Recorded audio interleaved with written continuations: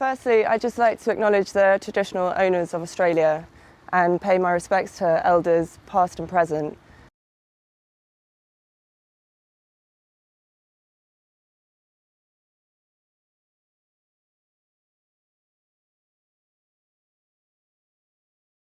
From the Aboriginal Legal Service, 142 Regent Street, Redfern, to the Right Honourable James Callaghan, MP, Prime Minister of the United Kingdom, House of Commons, London, England.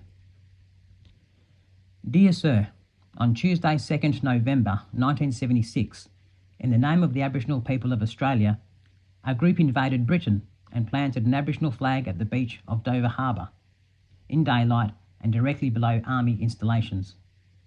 This was done in the presence of bystanders, and in their presence, the group declared sovereignty over the territory of the United Kingdom for the Aboriginal nation.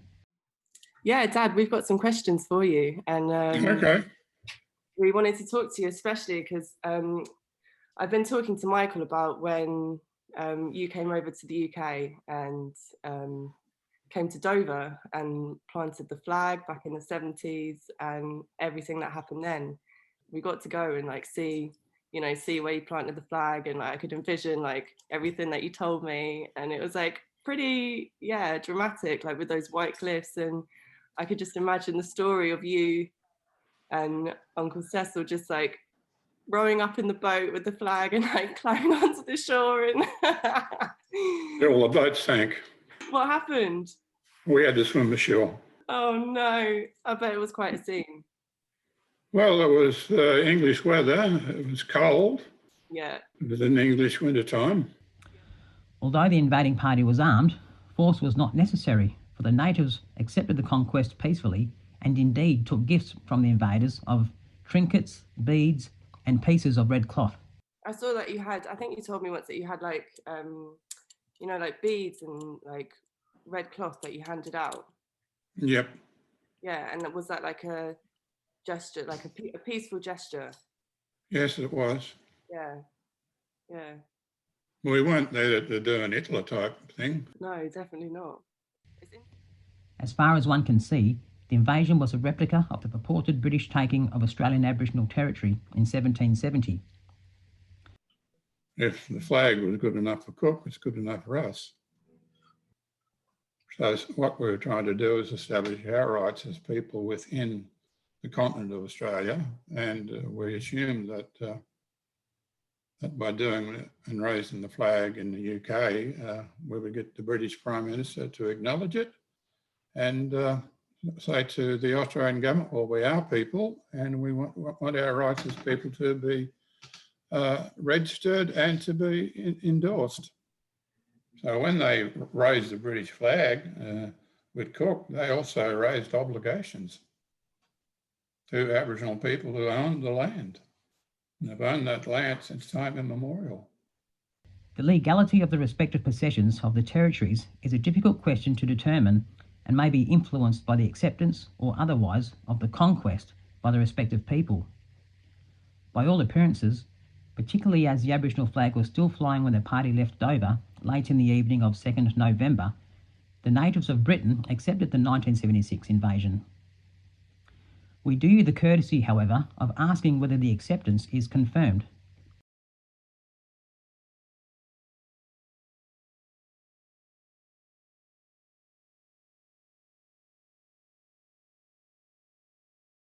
It only offers police suppression, constant ridicule, kids die from malnutrition. We get constant racist, sort of derogatory remarks in schools. We get, sort of institutionalisation in the form of the education syllabus where black people are taught to think of themselves as Jackie.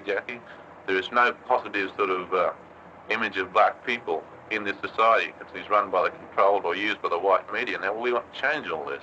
We want to sort of put up a positive image of black people, thinking of themselves in terms of people, utilising their potential and developing their potential as people.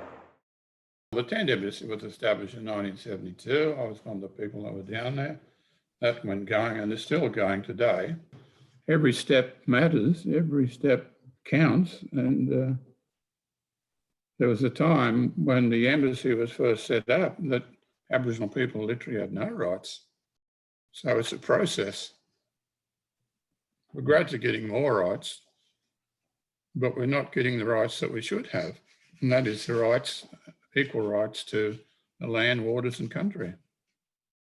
The white society indoctrinates a white man to be very much an individualist, to be a competitive, arrogant, ruthless person who must be like this in order to get to the top. Well, the black people are not so much concerned about getting to the top. They're more concerned about enjoying and living in a full, more or less living and enjoying the quality of life.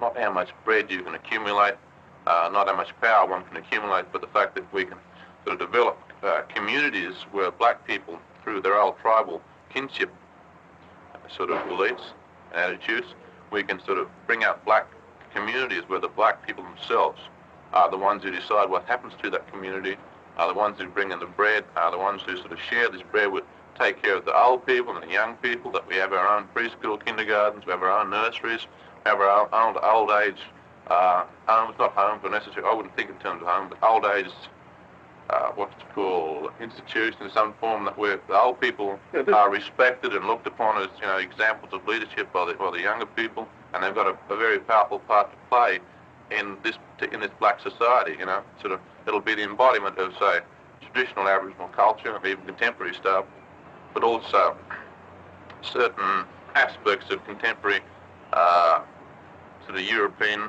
urban industrial life.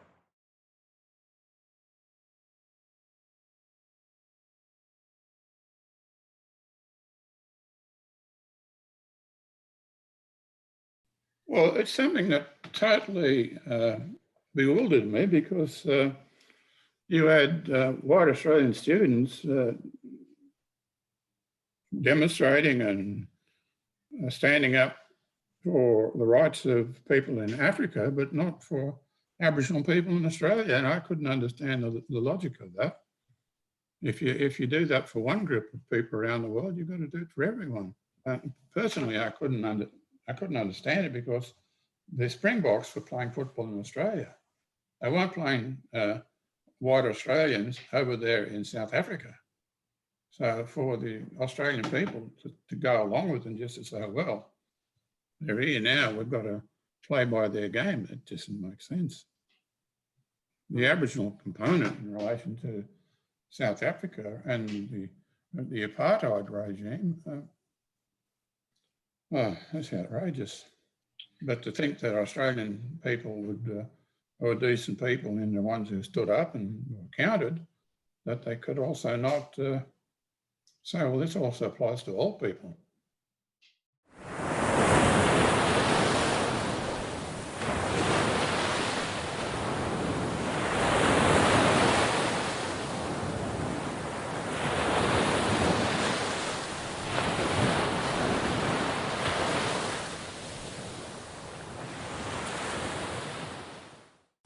Cecil Patton. He's from the north coast, from around the Grafton area. He doesn't have a law background, I think it's not that, but he's always been a great fighter and a great advocate for Aboriginal people. He was in the embassy with us. He's always done the right thing by his people and looked after his family. I think the Prime Minister of Britain thought you people must be mad. And we gave him that letter, going up there, sinking the boats and having to swim to shore. Cecil was a great man, good friend of mine, good mate. He's been gone for a couple of years now. I feel really honoured, and it's really quite emotional for me to be able to have this plaque and to design this plaque for my father and also for Uncle Cecil Patton, the two of them. Cecil Patton is a Bundjalung man. My father is a Wiradjuri man. Both of them came here, planted the flag, and confronted the untruths of the Terra Nullius claim, saying that Australia was uninhabited land. Obviously, it's untrue, because that would mean we as people don't exist. So this is a real honour to be able to have this here. So thank you to the Port of Dover, who've agreed to have this as a permanent installation. Yeah, it's wonderful to be able to have these acknowledgements and to be able to start creating spaces to have these conversations of healing. So thank you. And thank you, Michael and Border Crossings, for commissioning this. It's, yeah, it's really exciting. So shall we? Nice doing it. Yeah. You do the first pull. Okay. Watch out for the stones. Yeah.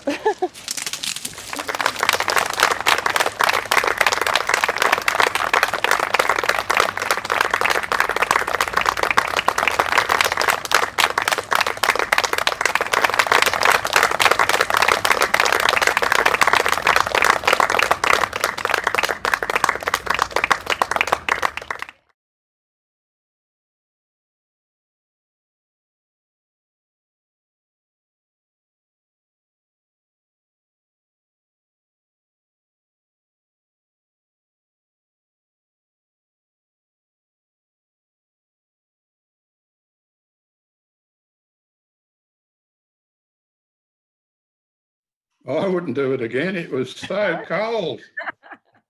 Both Seth and I got out, we were like icebergs.